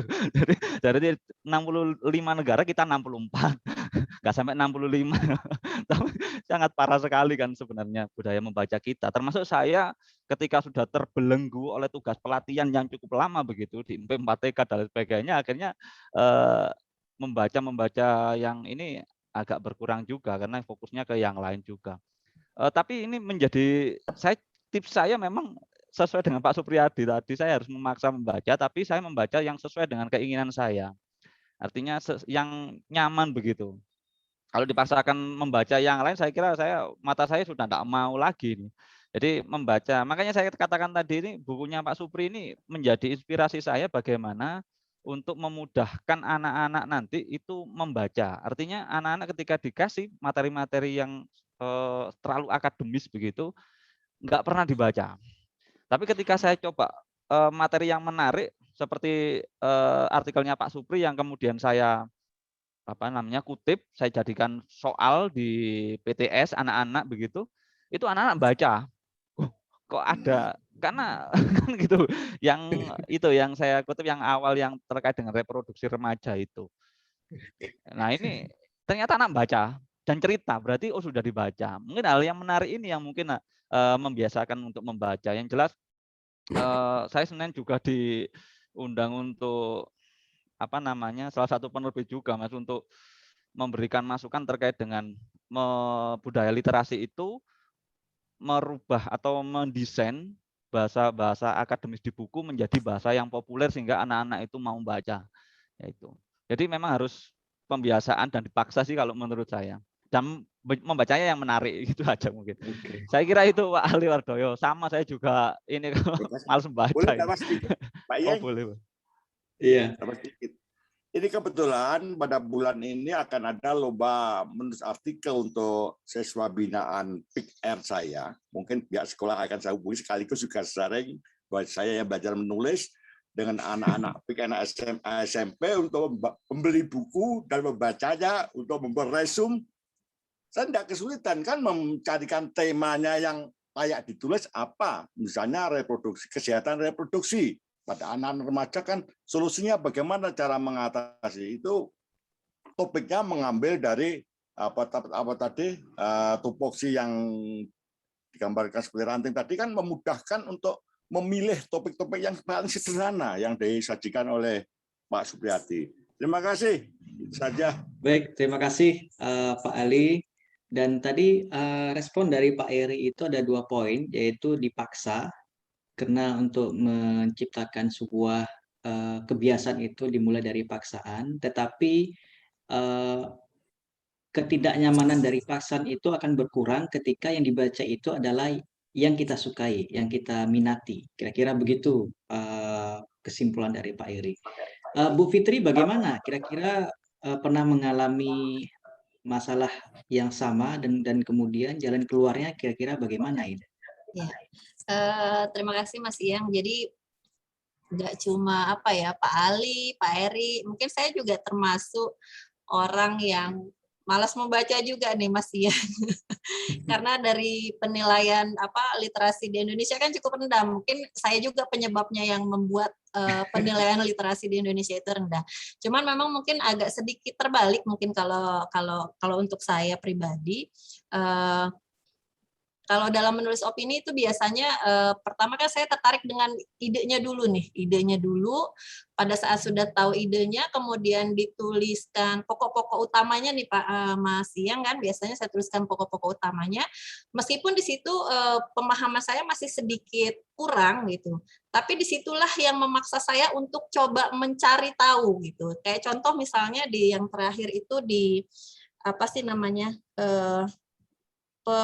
Seksual ya, tentang penyimpangan seksual itu kan ilmunya nggak ada lah tentang itu gitu, meskipun mungkin yang diangkatnya bukan penyimpangan seksualnya gitu kan, apa itu bisa terjadi, akhirnya itu memaksa saya untuk mencoba mencari tahu gitu, mencari seperti apa sih bentuk-bentuknya, kemudian kenapa itu bisa terjadi. Nah akhirnya itu yang memaksa saya nih untuk banyak membaca akhirnya untuk menyelesaikan satu tulisan. Biasanya sih saya memakainya yang seperti itu.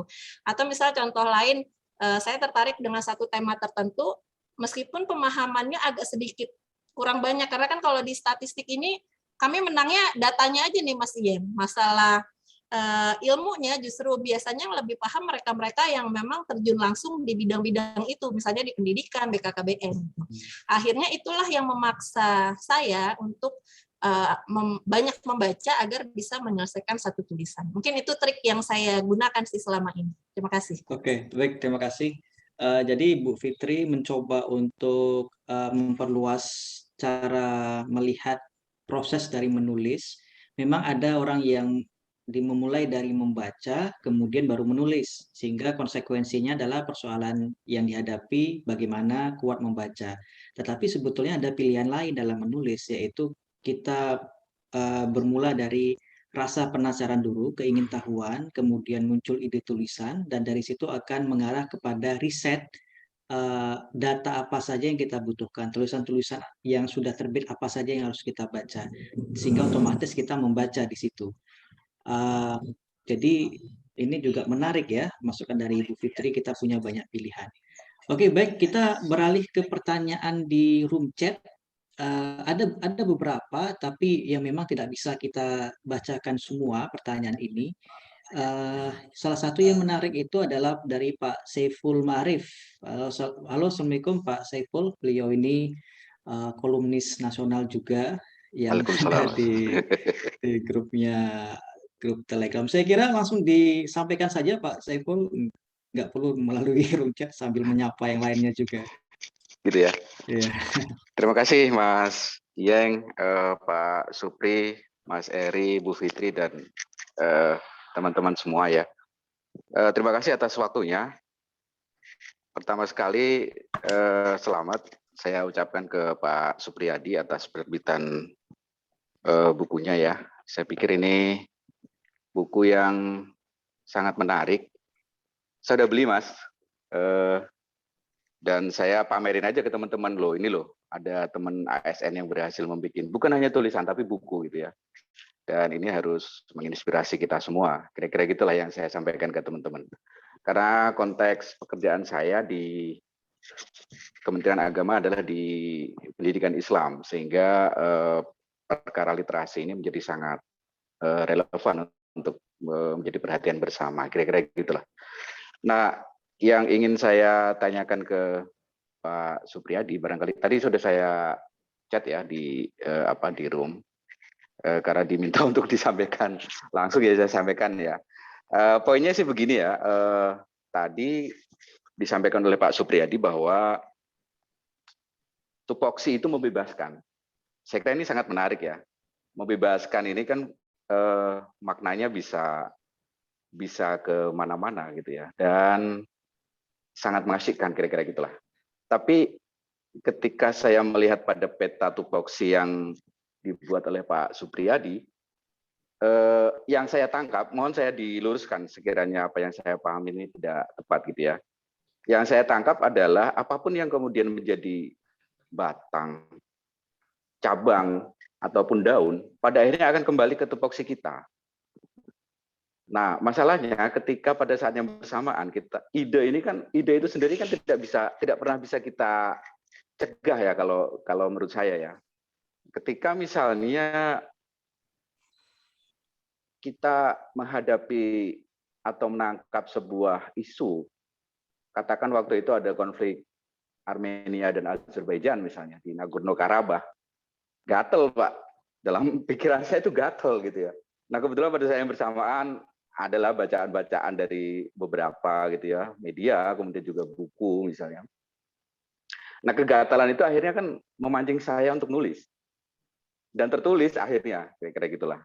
Perkaranya kalau kata saya sih, ketika saya menulis tentang Nagorno-Karabakh yang itu sama sekali tidak ada hubungannya dengan pendidikan Islam, kemudian saya kaitkan dengan peta tupoksi yang Pak Supriyadi bikin, saya seperti merasa ada kutukan yang harus saya terima gitu ya.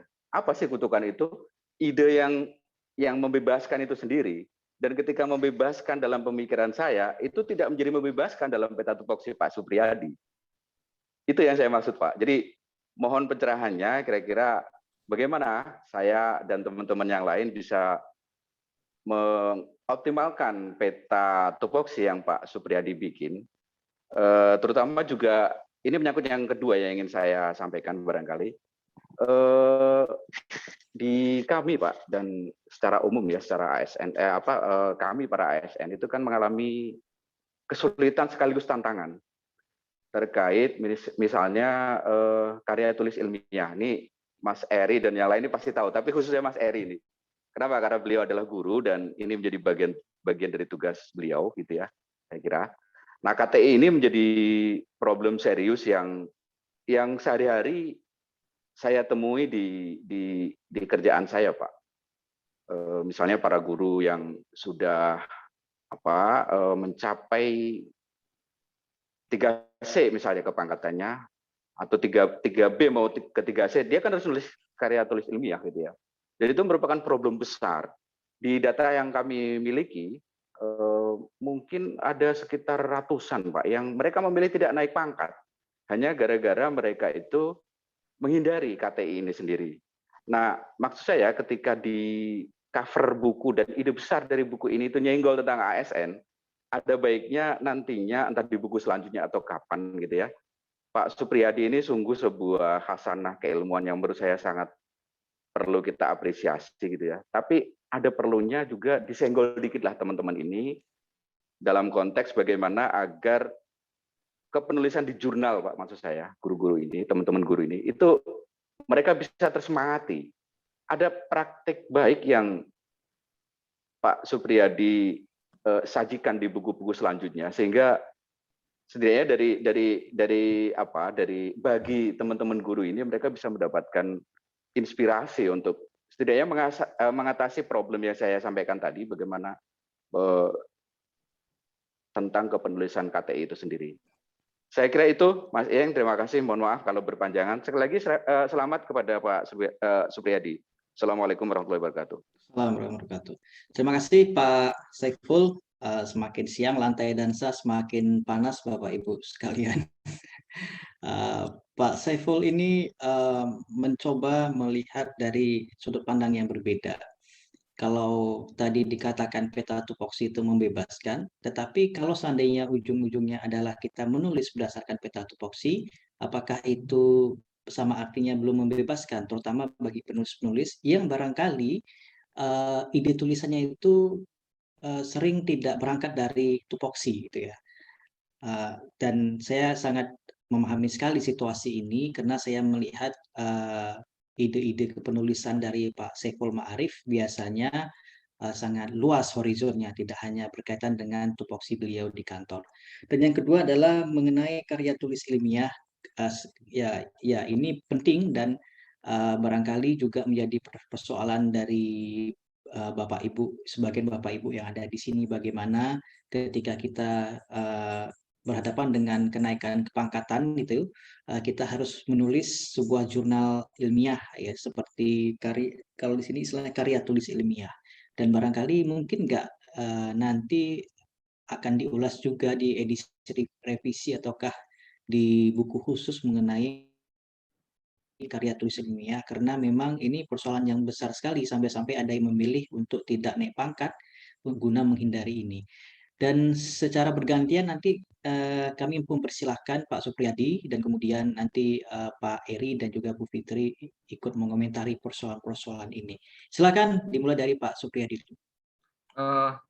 Terima kasih Pak Saiful gitu ya atas pertanyaan. Jadi saya membuat berpikir nih pertanyaannya Mas.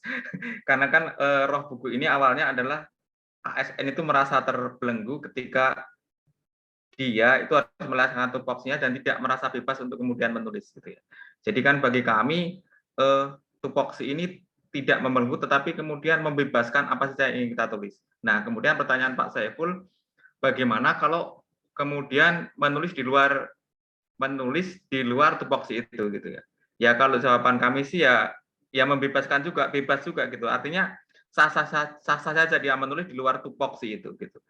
Tetapi kalau kemudian di era fungsional seperti ini menulis di luar tupoksi itu kan tidak memperoleh angka kredit. Mungkin persoalannya hanya seperti itu, Mas. Tetapi kalau kemudian apakah kemudian menulis di luar tupoksi itu tidak membebaskan? Ya justru malah bebas sekali gitu ya. Bebas sekali. Dan kemudian kalau kemudian menulis di luar tupoksi itu kan nanti larinya ke manajemen dampak tulisan gitu. Artinya itu bukan tupoksi saya, kemudian itu tidak bisa angka kredit, kemudian dampak tulisannya misalnya dia menulis di luar tupoksi tetapi kemudian yang menyindir pemerintah misalnya, atau kemudian yang kira-kira seperti itu kan kita harus menganalisa dampak tulisan, membebaskan juga, tetapi kan sebagai ASN kan kita harus berpikir tentang tupoksi kita apa, terus apa yang kita tulis dan lain sebagainya. Perlu kemudian dikaji mengenai dampak tulisan terhadap menulis di luar tupoksi. Kalau soal membebaskan ya membebaskan juga. Justru karena menulis itu kan sebetulnya bebas. Ide itu kan bebas, ide itu ada di alam pikiran kita dan itu kita bebas menuangkannya. Cuman persoalannya karena kita ASN ya terikat pada aturan-aturan yang kemudian kadang kalau mengkritik pemerintah itu kemudian ya agak sedikit dimarahi atasan misalnya gitu. Ya seperti kalau misalnya saya ini mau nulis nih, memang remunerasi itu adil apa enggak gitu ya. Ya tentu saya harus berpikir nih, bebas kan sebetulnya bebas. Kalau saya sendiri sih berpikir nggak adil nih remunerasi, soalnya hanya diukur berdasarkan daftar hadir gitu ya. Pagi masuk, sore pulang, jam 8 masuk, sore pulang, tidak bekerja dan bekerja sama saja dapatnya gitu. Artinya kan nggak adil bagi yang kemudian bekerja rajin di antara jam 8 dan 14, kemudian yang tidak bekerja. Tetapi aturan di kita masih seperti itu, berdasarkan kemudian cuman absen saja gitu ya. Padahal di dalamnya kan pasti ada yang tidak bekerja dan lain sebagainya. Nah, seperti itu kan nggak ada. Tapi kan kalau kita nulis itu bebas, Mas. Tapi ya nanti dampaknya. Terus yang kedua mengenai KTI tadi. Memang itu persoalan ya. Jadi kalau kita perhatikan bukan hanya di guru. Ada beberapa syarat yang kemudian memang menulis itu menjadi kewajiban terutama di media. Seperti yang Ibu Fitri tadi sampaikan. Jadi kalau misalnya tidak bisa menulis itu tidak bisa naik jabatan gitu ya, dari muda ke madya gitu, atau dari pertama, biasanya dari muda ke madya Mas, jadi bukan hanya KTI, karena dia ada syarat kalau nggak salah 20% itu harus menulis buku atau harus buat KTI atau membuat karya tulis populer gitu. Jadi mungkin kedepannya juga ada kolumnis nih, penerbit kolumnis, kalau memang ada misalnya Mas ditawari saja Pak Saiful kalau punya ide bagus, buku bagus gitu ya tentang KTI mungkin bisa diterbitkan. Jadi yang mencerahkan gitu. Karena ini memang sesuatu yang harus kita selesaikan. Jangan sampai kemudian hak ASN yang harus naik itu tidak naik gara-gara tidak punya kemampuan untuk KTI. Jadi kalau misalnya Pak Saiful itu punya draft, wah ini bisa menyelesaikan persoalan ASN ya, persoalan umat gitu ya. Persoalan umat, bukunya bagus, mungkin bisa Mas ditawarkan pada Mas Saiful gitu. Mungkin seperti itu kalau saya gitu. Mungkin yang lainnya Mas, jawaban yang lainnya silakan. Oke, baik, terima kasih. Jadi sebetulnya buku ini saatnya ASN menulis ini adalah buku untuk para ASN yang memiliki konteks merasa terbelenggu dengan tupoksinya. Tetapi bagi ASN yang sudah bebas, ya seperti Pak Saiful Ma'arif, barangkali ini konteksnya sudah berbeda. Meskipun barangkali kalaupun kita mengikuti peta tupoksi ini, kita juga bisa memiliki kebebasan mengulas jenis dari peristiwa yang akan kita tulis. Dan kita menuju ke Pak Heri dan Bu Fitri, barangkali bisa mengomentari hal yang sama atau juga menambahkan, mempertajam di bagian KTI ya, karya tulis ilmiah. Silakan Ibu Fitri dulu. Tadi kita ganti dengan Pak Heri ya. Oke, terima kasih Mas Iyang. Jadi memang ya itulah ya Pak Saiful ya, kita manusia ini permasalahannya kadang suka di sini jadi satu masalah, di sini tidak jadi masalah gitu. Jadi memang kalau untuk di BPS sendiri ya, mungkin apa namanya, instansi yang agak sedikit berbeda dengan Pak Saiful gitu. Kalau di BPS sendiri itu justru terbalik nih Mas Iyang. Kita terbiasa dengan menulis ilmiah gitu. Jadi kita kan memang harus membuat laporan dari data-data yang dihasilkan gitu. Jadi semua tulisan kita tuh ilmiah gitu, yang isinya ya seperti itulah. Justru yang menjadi tantangan kita di BPS itu bagaimana menyampaikan data kita tuh supaya bisa tersampai dengan mudah dipahami. Akhirnya kami diminta dan dipaksa untuk bisa bagaimana menulis opini gitu. Karena dalam kesehariannya atau kebiasaan kami memang kita menyampaikan atau menulisnya itu dalam bentuk tulisan yang ilmiah. Kalau tulisan ilmiah itu kan kaku gitu. Nah, kita justru menghadapi kendala bagaimana menulis itu dalam bentuk opini. Nah, itu kendala yang di kami gitu. Nah, sementara di Pak Saiful tadi menyampaikan justru bagaimana menulis ilmiah gitu ya, sebenarnya memang sama seperti menulis opini, itu memang pasti ada tips and tricksnya juga gitu, bagaimana cara cepatnya atau cara mudahnya menulis KTI. Memang seperti di awal dulu waktu saya belum menulis opini itu memang sangat berat ya, sangat luar biasa sulitnya gitu. Tapi setelah mengikuti beberapa kali pelatihan ataupun membaca bagaimana menulis KTI, akhirnya alhamdulillah itu bisa dijalani lah. Seperti menulis opini itu juga seperti itu. Mungkin itu Mas ya. Terima kasih. Baik, terima kasih Ibu. Jadi ternyata ASN ini persoalannya sangat beragam sekali. Saya baru sadar ini ada yang masalahnya di penulisan opini esai, kena biasa nulis jurnal yang formal, tapi di tempat lain malah sebaliknya gitu. Jadi memang kita butuh sering-sering berdiskusi lintas ini ya, lintas institusi seperti ini ya untuk berbagi informasi ini. Baik, kita kembali ke Pak Eri. Bagaimana Pak punya komentar ataukah saran terkait tentang KTI tadi, terutama tadi Pak Saiful juga menyinggung guru kalau naik pangkat itu biasanya ada syarat KTI-nya gitu. Silakan Pak Eri. Betul apa yang disampaikan Pak Saiful. Kebetulan saya juga sudah berkomunikasi japri by telegram ke Pak Saiful terkait dengan masalah ini untuk membantu guru-guru yang bermasalah di situ. Karena memang untuk fungsional guru dari 3B ke 3C itu minimal ada syarat 1 KTI, yakni PTK, penelitian tindakan kelas. Kemudian 3C ke 3D ini 2 PTK, 2 karya tulis ilmiah yang kemudian ini yang menjadi berat. Beratnya kenapa? Karena memang tidak dimulai dari awal, katakanlah 3A ini tidak terbiasa untuk menulis. Karena sudah berada di zona nyaman, kemudian akhirnya ketika kenaikan pangkat menjelang dari 3B ke 3C itu akhirnya agak kerepotan. Makanya kami di Batu ini, termasuk saya ini mencoba untuk membuat komunitas guru menulis di Kota Batu ini, sehingga harapan saya terbiasa menulis dan memulai dari sekarang apa yang akan ditulis di KTI, terutama guru-guru yang masih ini ya, masih baru ASN-nya, termasuk saya seperti ini. Jadi itu sih Pak, memang permasalahannya memang sangat rumit juga memang. Akhirnya yang terjadi ya macam-macam. Macam-macam untuk memenuhi KTI itu macam-macam. Aneh-aneh ya. Aneh-aneh sudah. Nggak perlu saya sampaikan di sini. Oke. Baik, terima kasih. Baik, terima kasih Pak Eri. Ya memang KTI itu suatu yang berbeda formatnya dibanding opini dan tetapi logikanya sebetulnya sama saja ya, logika kepenulisannya. Dan kesamaan lainnya adalah sama-sama banyak ASN yang menghadapi persoalan KTI sama seperti opini dan esai. Kita sudah lewat 30 menit dari waktu yang ditentukan, tetapi tadi kalau nggak salah Pak Hari Prasetyo raise hand untuk bertanya. Kita beri satu kesempatan lagi, tapi sebelum menuju ke Pak Hari, kami ingin mengumumkan bahwasannya saat ini pendaftaran untuk kelas menulis batch 15 yang diselenggarakan 9 sampai 30 Oktober sudah dibuka. Jadi Bapak Ibu sekalian yang ingin belajar menulis opini dan esai bisa mendaftar untuk mengikuti kelas tersebut. Baik, kita menuju ke Pak Hari. Halo Pak Hari, apa kabar? Assalamualaikum, selamat siang.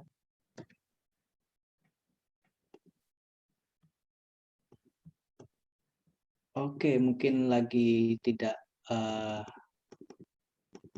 di depan gadget.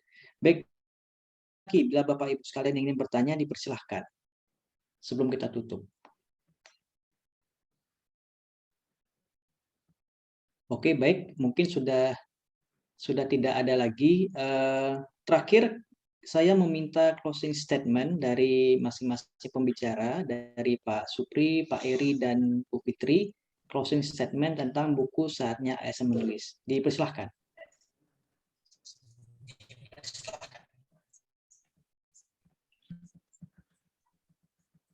Bentar Pak. Yang. Oke, ya, silakan Pak Ali.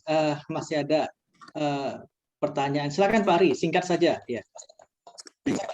Ya, untuk aturan berapa kata yang harus ditulis itu membingungkan lebih baik berapa lembar begitu aja. Oke, ya baik. Baik, terima kasih Pak Ali Wadoyo. Untuk mempersingkat waktu, saya mohon izin untuk menjawabnya. Jadi masing-masing media itu memiliki aturan yang berbeda-beda, tetapi biasanya antara 600 sampai 1.200 atau 1.500 kata. Jadi jumlah katanya itu adalah 600 sampai 1.500 kata. Kalau dilembarkan Times News Roman 1,5 spasi itu sekitar 2,5 halaman sampai 4 atau 5 halaman. Kira-kira begitu. Baik, kita akan menuju closing statement. Silakan Pak Supriyadi memberikan closing statement 1 menit saja. Terima kasih para panelis dan juga peserta sekalian. Memang dalam buku Saatnya ASN Menulis ini tupoksi yang kemudian kami kembangkan atau peta tupoksinya adalah peta tupoksi BKKBN. Namun demikian bukan berarti tidak bisa diaplikasikan oleh ASN yang lain gitu ya. Berikutnya gitu. Jadi nanti kami pikirkan lagi masa-masa gitu ya, masukan dari para panelis dan juga masukan dari para peserta sekalian, termasuk kekurangan-kekurangan tadi ya Mas. Mungkin seperti itu dari saya, tapi yang jelas bisa diaplikasikan, menurut saya bisa diaplikasikan pada ASN selain di BKKBN. Mungkin seperti itu Mas. Baik, terima kasih Pak Supriyadi. Silakan Pak Eri untuk closing statement-nya.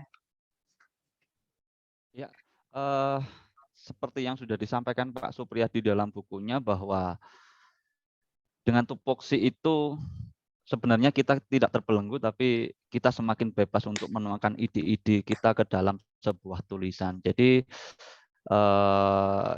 yang pertama, silakan baca bukunya berulang kali. Yang kedua, segera menulis di media massa. Saya kira itu saja, Mas Yang. Terima kasih Pak Supri, Bu Fitri, dan rekan-rekan ASN yang lain. Baik, terima kasih. Yang perlu digaris tebal adalah segera menulis. Jadi hobinya jangan membaca buku saja, dan hobinya bahkan jangan hanya mengikuti kelas menulis saja, tapi menulis, itu esensinya. Gitu. Baik, terima kasih Pak Eri. Silakan Bu Fitri, closing statement. Oke, terima kasih Mas Yang. Closing statement-nya yang pertama adalah selamat Pak Supri atas bukunya. Kemudian yang selanjutnya untuk kita, bagi yang belum, silahkan membeli buku ini karena ini bermanfaat banget. Bagi yang sudah, silahkan menyebarluaskan kepada teman-teman yang lain, ASN lainnya, karena ini bisa kita benar-benar bisa kita aplikasikan atau benar-benar bisa kita terapkan dalam menulis opini. Itu aja. Terima kasih. Baik, terima kasih Bu Fitri. Ini malah mendukung dari buku Pak Supriyadi. Terima kasih Bu Fitri. Baik, dengan berakhirnya closing statement dari Bu Fitri, berarti berakhir pula acara kita kali ini, bedah buku saatnya ASN menulis. Kami berharap mungkin setiap bulan atau setiap 2 bulan akan ada kegiatan seperti ini ya, berdiskusi seperti ini. Tapi kita belum begitu bisa memastikan bagaimana konsepnya karena kita masih menyusun pondasi dari Dekalumnis. Harapannya komunitas tulis-menulis ini bisa berkembang dan bahkan mungkin suatu saat juga akan merambat ke isu karya tulis ilmiah. Saya sebagai moderator mengucapkan terima kasih kepada Pak Supriyadi sebagai pembicara, Pak Heri Hendro Kusuma sebagai panelis, dan Bu Fitri Haryanti sebagai panelis yang sudah bersedia meluangkan waktunya untuk bersama-sama memantik diskusi pagi ini. Dan juga saya berterima kasih kepada Bapak Ibu sekalian yang menyempatkan hadir pada acara ini. Ke depan video ini akan kita sebarluaskan melalui kanal YouTube Dekalumnis, akan kita share di grup Telegram sehingga bisa dibuka-buka lagi bagi Bapak Ibu dan rekan-rekan lainnya yang belum sempat mengikuti kegiatan diskusi kali ini. Dan terakhir saya mohon maaf atas kekurangan yang ada. Saya sebagai selaku moderator tentunya tidak lepas dari khilaf dan salah. Dan saya mengucapkan sampai jumpa untuk pertemuan berikutnya. Assalamualaikum, selamat siang. Terima kasih Bapak Ibu semuanya. Waalaikumsalam warahmatullahi wabarakatuh. Terima kasih Pak Supri semuanya. Sama-sama. Terima kasih Mas Eri. Terima kasih Bu Fitri, Bapak-bapak semuanya. Terima kasih Pak Asmen. Izin live dulu. Izin live. Ya.